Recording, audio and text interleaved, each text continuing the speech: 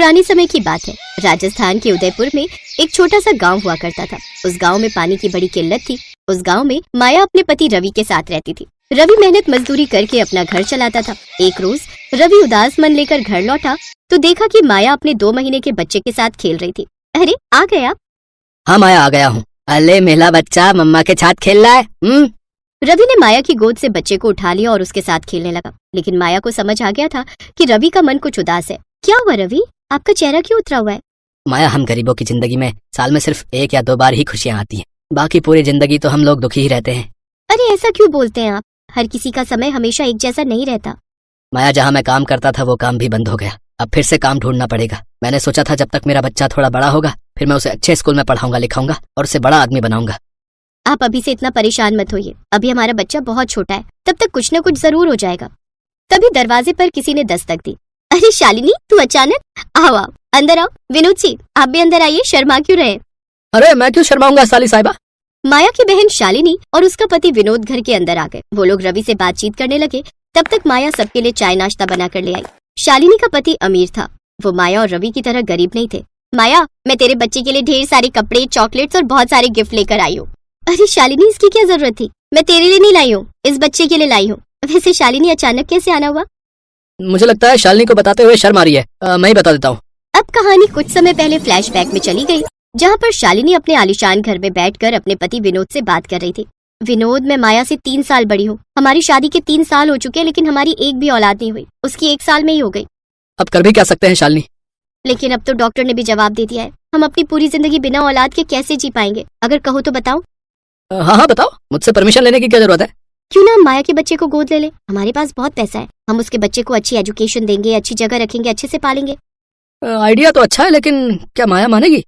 अरे मानेगी क्यों नहीं, पैसों में बड़ी ताकत होती है। उसे हम लालच देंगे ना कि हम उसके बच्चे को पढ़ाएंगे लिखाएंगे, करोड़ों रुपए उस पर खर्च करेंगे। जल्दी से तैयार हो जाओ, हम अभी चलते हैं। रास्ते में उसके बच्चे के लिए ढेर सारे गिफ्ट भी ले लेंगे, तो वो जरूर मान जाएगी।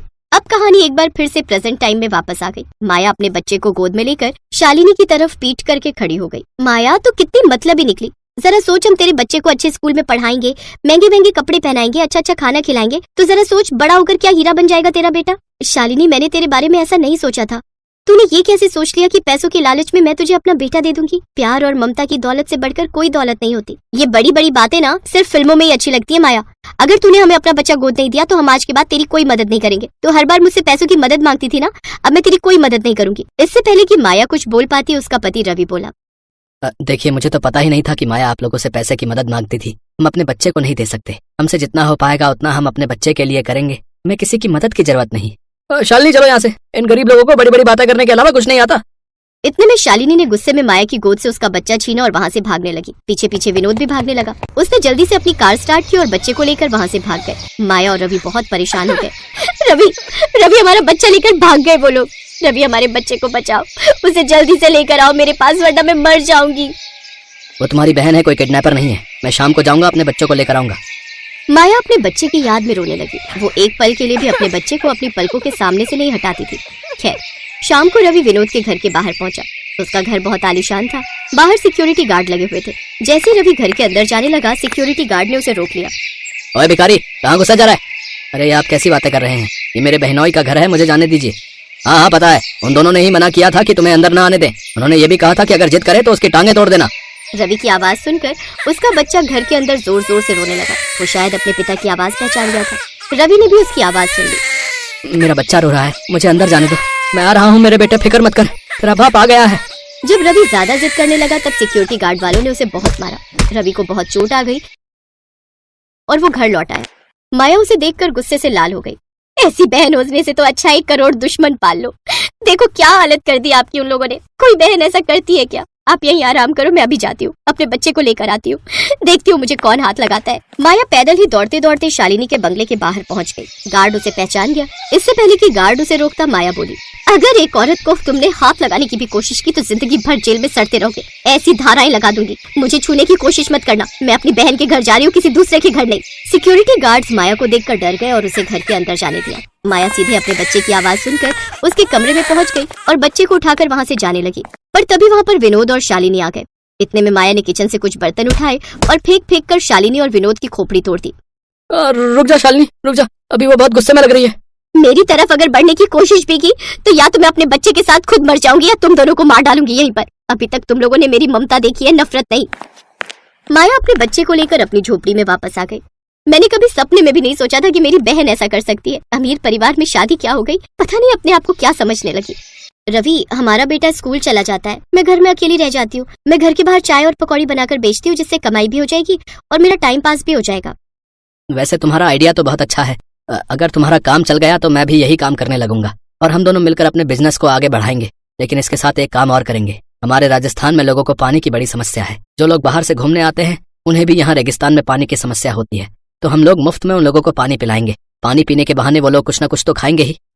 बिल्कुल सही कहा आपने। अगले दिन से माया ने घर के बाहर चाय पकौड़ी बेचना शुरू कर दिया और मुसाफिरों को मुफ्त में पानी पिलाना भी शुरू कर दिया। इस वजह से लोग अब उसकी दुकान पर खूब आने लगे और सुबह से लेकर शाम तक उसकी दुकान पर भीड़ ही लगी रहती थी। माया के हाथों से बने पकौड़े खाकर लोगों का मन तृप्त हो जाता था। जब उसकी दुकान खूब चलने लगी तो रवि ने भी दूसरे की नौकरी करना छोड़ खुद ही घर के बाहर एक छोटा सा ढाबा खोल लिया, जिसमें वो लोगों को 50 रुपए में भरपेट खाना। नीरज जब बड़ा हो गया, एक दिन वो बहुत खुशी खुशी अपने घर लौटा। माँ, पापा, मैंने इंटर के एग्जाम में टॉप किया है। मुझे बहुत बड़े कॉलेज की तरफ से एक बहुत बड़ा ऑफर मिला है। मैं उस कॉलेज से कोई भी डिग्री मुफ्त में कर सकता हूँ। देखा माया, मैंने कहा था ना कि हमारा बेटा एक दिन हमारा नाम जरूर रोशन करेगा। पापा, मैं MBA करूंगा और आपके बिजनेस को बहुत बड़ा बनाऊंगा। नीरज ने MBA करने के बाद अपने माँ बाप का बिजनेस बढ़ाया और सिर्फ 5 साल के अंदर वो बहुत बड़े होटल का मालिक बन गया। माया की बहन उसके पास आई और दोनों ने माया और उसके पति से माफी मांग ली। अब सब लोग खुशी खुशी रहने लगे। पायल और अनुष्का दोनों बहनें थीं। उनका जन्म एक गरीब परिवार में हुआ था। पायल जहाँ सांवले रंग की थी तो वहीं अनुष्का दिखने में बेहद ही खूबसूरत थी। दोनों बहनें जवान हुई। अनुष्का तेज तर्रार, मॉडर्न और सुंदर लड़की थी, इसलिए अमीर घर के लड़के ने उसे पसंद कर लिया।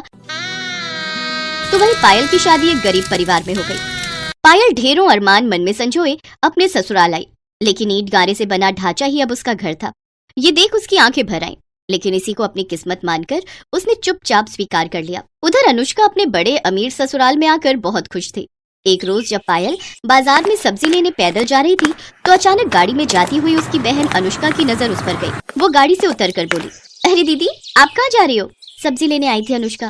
खैर, ये बता तू कैसी है और यहाँ कैसे? मैं भी ठीक हूँ। वो जो राधा कृष्ण मंदिर के सामने वाली कोठी है ना, वो विनय ने खरीद ली है। अब हम यहीं शिफ्ट हो गए और अभी मैं विनय के साथ मूवी जा रही थी तो आप पर नजर गई, तो सोचा आपसे मिल लूं। वो क्या है ना, हम अमीर लोगों के पास ये सब सब्जी वब्जी लेने का टाइम ही नहीं होता ना। ये काम तो मेरे घर के नौकर करते हैं। मैं तो बहुत मजे में हूँ।